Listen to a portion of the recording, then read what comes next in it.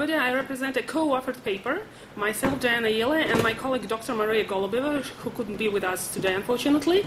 And the topic of the paper is access to education and training in Tajikistan and Kyrgyzstan, role of the state and international stakeholders in restoring the failing regime of social cohesion.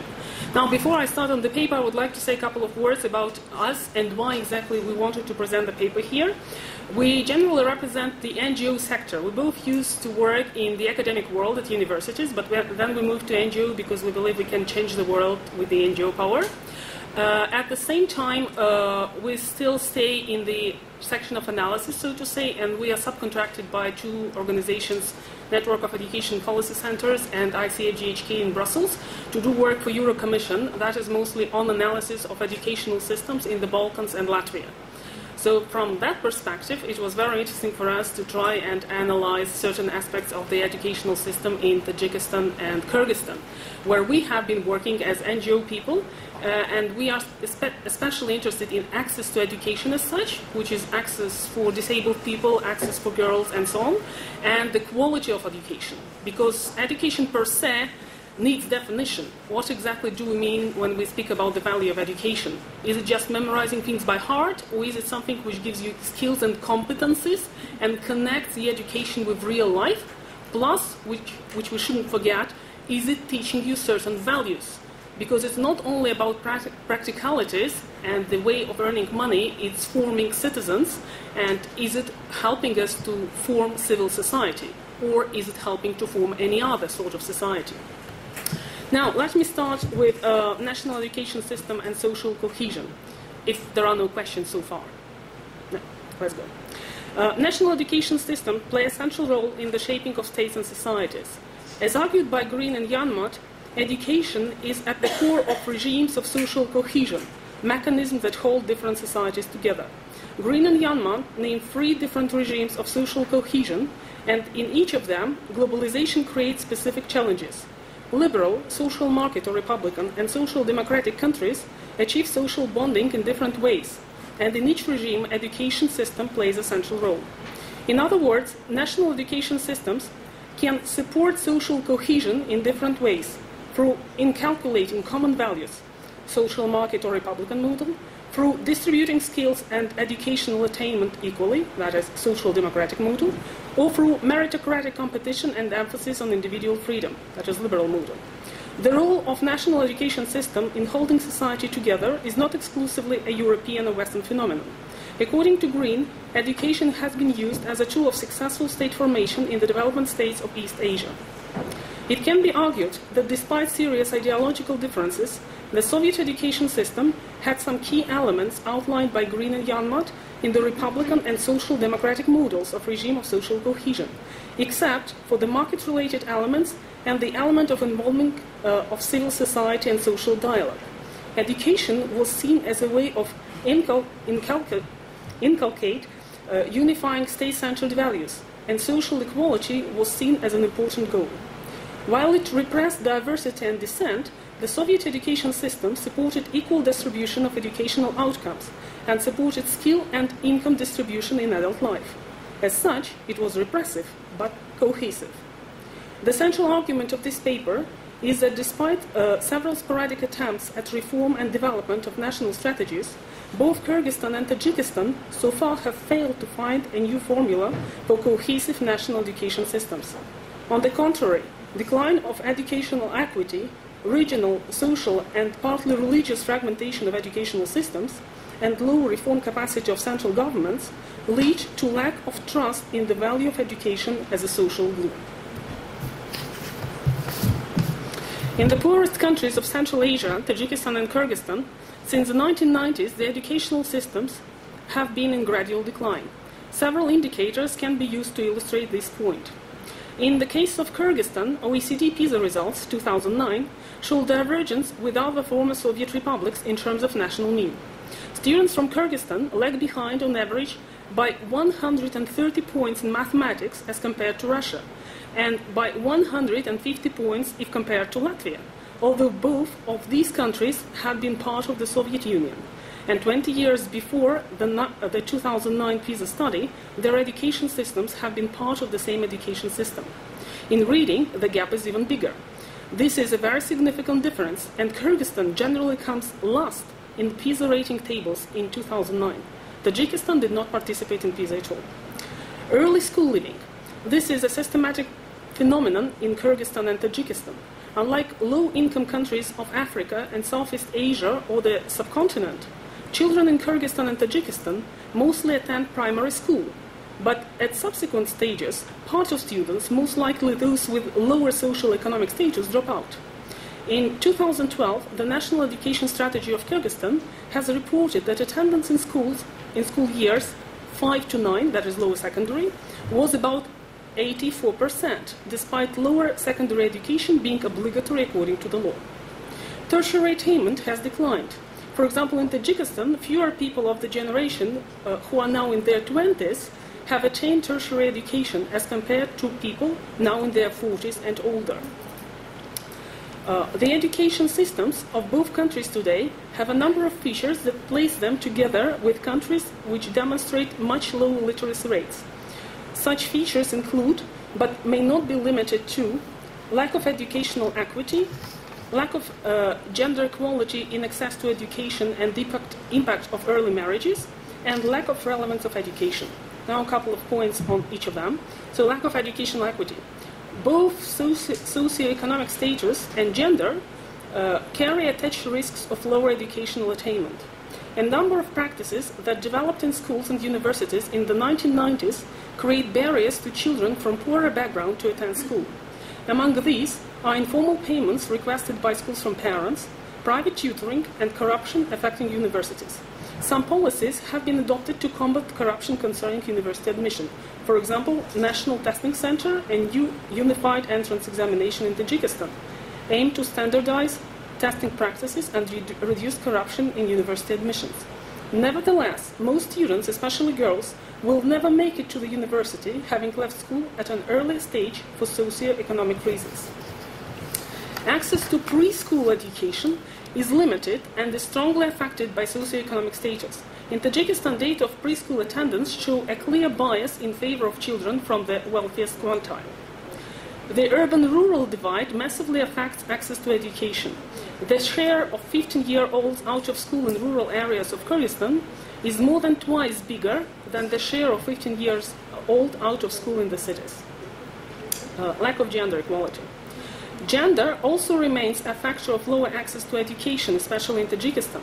According to UNICEF, most out-of-school children are girls who begin dropping out of school at the primary level, and the number of girls who drop out increase with age. For girls, dropout rates increase are 0.9%, 6.7%, and 13.8% respectively at grades 7, 8, and 9.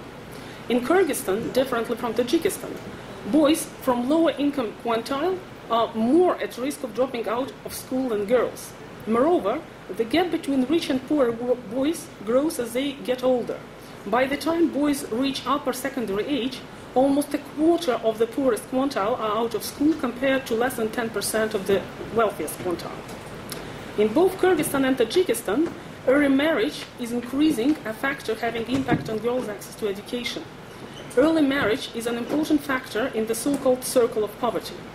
Some of the obstacles to a more effective policy on preventing early marriages and reducing their harmful effect on education and economic and personal independence of women include: first, lack of economic motivation for the families and girls themselves to break out of the early marriage pattern.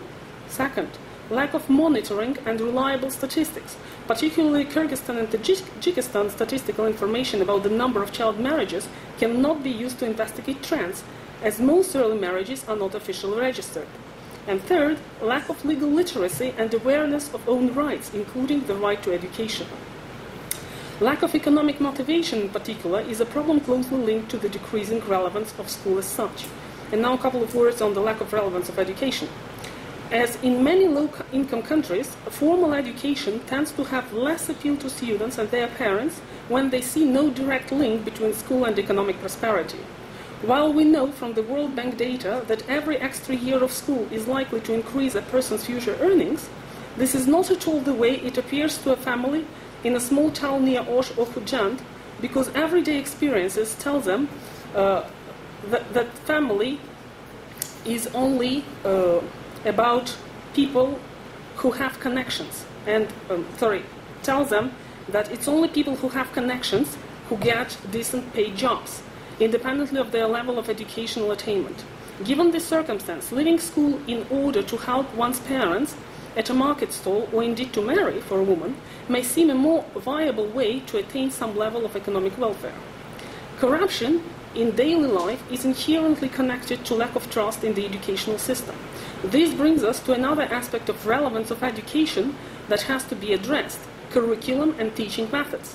While the workload of students, for example in Kyrgyzstan, is still among the highest in the region, curriculum reforms and teacher training reforms are slow, and the same in the case of Tajikistan.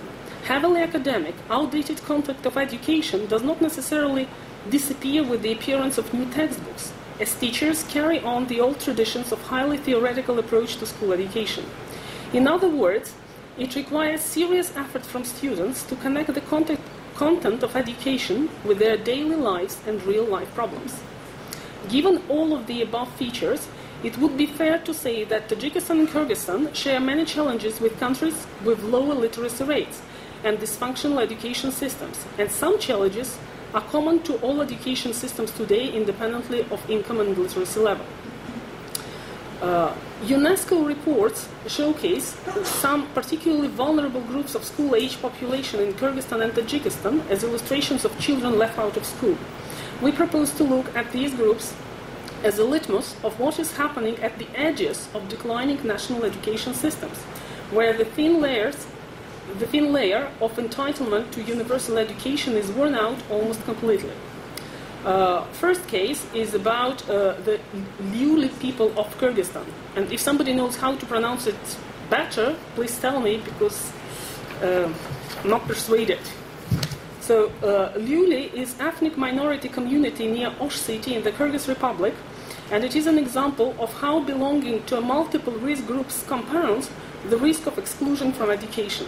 Only 40% of school-age Lyuli children are enrolled in school. In addition, those children who do attend school often do it irregularly. Of those children who do enroll in the first grade, only a fraction make it to the 9th grade. In 2012, over 3 times as many children were enrolled in the first grade compared to the 9th grade. The Lyuli community is highly marginalized, and prejudice makes it difficult to find better work outside of their communities. In addition, the prospect of discrimination and bullying reduce the likelihood of Lyuli youth continuing education outside their community. The local school does not go beyond the 9th grade. In a community of around 4,000 people, only 80 people have completed 10th grade, and only 2 people have completed higher education. Gender discrimination is reflected in the fact that more than twice as many boys are enrolled compared to girls. Early marriage is one of the reasons why girls are more likely to drop out. For Lyuli children, it is a combination of out-of-school risk factors: poverty, belonging to a marginalized ethnic group, child labor, and gender discrimination, which causes about 60% of children to be out of school. The majority of children in the Lyuli community drop out of school between grades 1 and 9, with a large percentage dropping out prior to completing primary education. High transition rates between primary and secondary education at national level conceal the presence of such cases at the local level. The second case concerns children with disabilities. In both Kyrgyzstan and Tajikistan, the medical model of disability prevails. A Europaid project in Kyrgyzstan in 2012-2013, focusing on the development of inclusive approaches in that is vocational education, revealed that the medical understanding of disability is still the core of the concept of education for students with special needs. Their right to education is circumscribed to the so-called diagnosis or definition of their disability according to Soviet defectology, mentioned already here. For instance, students with mental development diagnosis are understood to have entitlement only to a handful of professions, and their attempts to gain access to other vocational programs are denied. Children with disabilities and their families receive significant financial contribution from the state. However, still they suffer from segregation in specialized schools, living away from their families in institutions and being excluded from many social activities. According to a UNICEF 2008 survey of the situation of children with disabilities in the Kyrgyz Republic, a large percentage, 43.4%, were not going to school at all. Situation in Tajikistan is similarly challenging. According to OECD reports from 2009, fewer than 20% of school-age children with disabilities attended mainstream schools. The concept of disability in Tajikistan is also medical, and special needs education is based on the Soviet defectology approach on transition for compulsory to non-compulsory. That is, upper, secondary, and tertiary education for students with special education needs is highly problematic. Both cases, that of students with disabilities and that of elderly people, illustrate the inability of national systems to ensure access to education for the groups on the margins. Now, the interesting thing is about the roles of key stakeholders in maintaining cohesion through educational system, the state and international donors. Returning to Green and Janmak thesis about the role of education system in ensuring social cohesion, it is important to keep in mind that education systems maintain cohesion through a repertoire of approaches. That is, widely shared values, republican or social market systems, such as Germany or Belgium, equity and distribution of skills through universal welfare approach, that is, social democratic systems such as Sweden or Finland, or emphasis on individual freedom and meritocratic competition, liberal systems such as the UK and the US. Stakeholders engaged in maintaining and developing education systems in Tajikistan and Kyrgyzstan at times have played with different elements of these approaches, but predominantly have borrowed from the international donors element of the liberal approach. The neoliberal paradigm of outcomes-based education reflected in national standardized testing and money follows student principle in education represent typical examples of this. These approaches, embedded in a neoliberal paradigm and in the cultural norms of liberal societies, found rather different embodiments in Central Asian context. At the same time, education authorities have at times revived the widely shared values approach in a command and control top-down Soviet model. For example, patriotic upbringing as a part of curriculum, censoring alien culture influences such as St. Valentine's Days in schools in Kyrgyzstan, and other similar initiatives. None of these approaches has become dominant in the national educational system. The role of the state is central in providing a model for public education and reforming it in all post-Soviet states. In Tajikistan and Kyrgyzstan, due to limited resources, the state alone has been unable to transform the educational system after the collapse of the Soviet Union to meet current challenges of free market and disintegrating social welfare. This is the situation in which international organizations such as the EU, the UN and World Bank became engaged in the development and support of educational policies in these two countries. Perhaps a cursory analysis of some features of these reforms may explain how the state and international donors approach the development of national educational systems, which factors crucial to social cohesion are presented in these approaches and which factors are lacking. Now, due to the lack of time, I will probably just name the two cases and we can discuss them during the reception because I already received a frightening note. Just to mention, the two cases of such interventions could be discussed here. This is new policies for vocational education and training sector in Kyrgyzstan from 2012 and new policies for end-of-school assessment and university placement in Tajikistan from 2014. But I understand we are really short on time. 2 minutes left. Okay, let me try at least with the first one. Educational reforms in Kyrgyzstan towards education for employability. In Kyrgyzstan, after 2010, international donors increasingly came to the aid of the national government, attempting to steer the reforms in order to increase effectiveness of vocational education and training, and to improve employability of the population. Considerations such as educational equity and development of competences necessary for life in a democratic society are by far not central to the reform program that resulted from this cooperation, alas. In 2012, Kyrgyzstan, with substantial involvement of the European Commission representation, adopted the concept of education development and the strategy for the development of education in the Kyrgyz Republic in 2012-2020. Following the adoption of these documents, in 2013, the EU and Kyrgyzstan signed the agreement concerning support of educational reform in Kyrgyzstan for the total EU contribution of 20 million euro. A further objective of this agreement was to raise the profile of vocational education to meet the needs of the labor market through the expansion of partnerships between educational institutions and employers. However, reform of general education curriculum towards a competence-based approach is part of the reform package in theory, but its implementation is far too slow. The emphasis of reform concerning the largest part of school-age population, those expected to follow the vocational path, is almost entirely on immediate employability. And I'll just mention once again the fact that a lot of things on competences are left just in theory. Now, let me just pass to the conclusions, not to keep you too long from the reception, because I think everybody is interested in that. If you want to discuss it in more detail, I will be very happy to do it during the reception during tomorrow. So the conclusions. We have a discussion still. We don't jump to the reception. Good to know.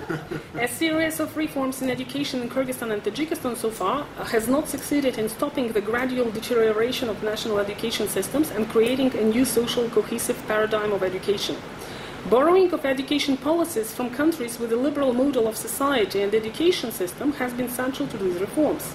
In the case of Kyrgyzstan and Tajikistan, the reforms have put an emphasis on outcomes-based approach of educational assessment, and in the case of Kyrgyzstan, on employability, but have not so far emphasized equal access to quality primary and lower secondary education, and have not developed viable measures to compensate for disparities of socio-economic status through education. As a result, they have sacrificed social cohesion for the benefit of superficial efficiency of sorting system, such as national testing.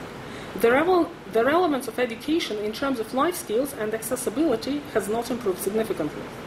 Moreover, and this is the last paragraph, given the presence of other players in the private education sector, such as international universities and Aga Khan-sponsored universities and schools, as well as Islamic schools sponsored by other donors, the development of national educational systems stifled by poverty, corruption, and lack of genuine commitment to universal welfare or universal values is happening in the presence of significant others, and I would like to emphasize it. It's also other players who are important in this process. The more value-oriented and sometimes more quality-oriented approaches offered by these players in the private sector have already affected part of families who can afford to make the choice, leaving the national education system to those who cannot afford to make choices or demands on policymakers. Thank you very much, and I will be very happy to discuss things with you later. Thank you.